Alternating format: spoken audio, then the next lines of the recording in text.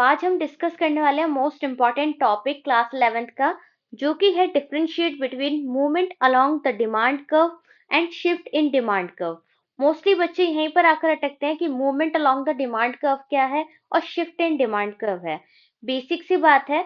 सबसे पहले समझिए मूवमेंट क्या होती है। मूवमेंट मतलब कि अपवर्ड या डाउनवर्ड जो मूवमेंट हो रही है, ठीक है, like contraction and expansion. And shift in demand curve मतलब राइटवर्ड शिफ्ट या लेफ्टवर्ड शिफ्ट। ठीक है, ये बेसिक सी बात है जो कि हमें डिमांड में देखनी पड़ेगी। अब एक होता है चेंज इन क्वांटिटी डिमांड और एक होता है change in demand. Change in quantity demand में फर्स्ट बेसिस देखते हैं मीनिंग का। Change in quantity demanded due to change in prices, यानी कि प्राइसेस के चेंज होने की वजह से, प्राइस के इंक्रीज और डिक्रीज होने की वजह से क्वांटिटी डिमांड में क्या चेंज आ रहा है, that is our change in quantity demand. और वही बात करें चेंज इन डिमांड की, तो change in demand due two factors other than price, यानी कि प्राइस को छोड़ के, प्राइस के अलावा जो भी अदर फैक्टर्स हैं उन सबको यहाँ पर कंसिडर किया जाता है, that is our change in demand. Meaning clear है। अब कॉज क्या होता है, इसका कारण क्या है। Price change of the good. अब प्राइसेस में चेंज की वजह से क्वांटिटी डिमांड में चेंज आता है, तो इसका कारण बेसिकली प्राइस ही है। और चेंज इन डिमांड में हमने बात की कि अदर फैक्टर्स की वजह से डिमांड में चेंज आता है, प्राइस को छोड़कर जो अदर फैक्टर्स होते हैं उसकी वजह से डिमांड में चेंज आता है। वो अदर फैक्टर कौन कौन से हैं। Change in income, taste, price of related goods. Income की वजह से कि इनकम बढ़ गई तो हमने डिमांड चेंज कर दी, ठीक है। इनकम कम हो गई है तो हम डिमांड कम कर देते हैं। टेस्ट हमारा चेंज हो गया, आज तक हमें पिज्जा खाना पसंद है, अब हम बर्गर खाना स्टार्ट कर दिया, ठीक है। प्राइसेस की वजह से अगर कोक के प्राइसेस बढ़ गए हैं तो हम पेप्सी की तरफ शिफ्ट हो गए। तो ये सारे जो अदर फैक्टर्स होते हैं उसकी वजह से डिमांड में चेंज आता है, ठीक है। अब इसकी रिप्रेजेंटेशन कैसे होती है।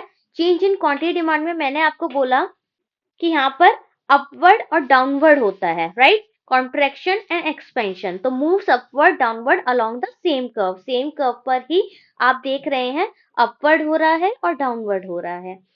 और चेंज इन डिमांड में एंटायर कर्व शिफ्ट लेफ्ट और राइट।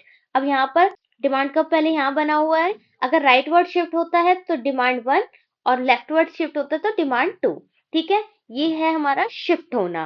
डायग्राम को समझा देते एक बार। एक्स एक्सिस में हम लोग क्वांटिटी डिमांड में क्वांटिटी लेते हैं और वाई एक्सिस पे हम प्राइसेस लेते हैं। यहाँ पर डिमांड कर्व क्या होता है, जैसे जैसे आपके प्राइसेस बढ़ रहे हैं वैसे वैसे आपकी क्वांटिटी डिमांड क्या हो रही है, कम हो रही है, ठीक है। और यहाँ पर प्राइसेस कम है तो क्वांटिटी डिमांड ज्यादा है, ठीक है। और यहाँ पर आपके सारे पॉइंट्स को मिला के बन जाता है हमारा डिमांड कर्व। और जब प्राइसेस इंक्रीज होते हैं तो कॉन्ट्रैक्शन होता है और जब प्राइस डिक्रीज होते हैं तो एक्सपेंशन की सिचुएशन होती है। वहीं अगर डिमांड कर्व इंक्रीज होती है, डिमांड अगर हमारी तो इंक्रीज होती है तो वो राइटवर्ड शिफ्ट होती है, और जब डिक्रीज होती है डिमांड उसका कर्व कहाँ शिफ्ट होता है, लेफ्टवर्ड, ठीक है। Shift of the demand curve का मतलब है राइटवर्ड और लेफ्टवर्ड शिफ्ट होना, और movement along the demand curve का मतलब है कॉन्ट्रैक्शन एक्सपेंशन, यानी अपवर्ड या डाउनवर्ड मूव होना, ठीक है। क्लियर है।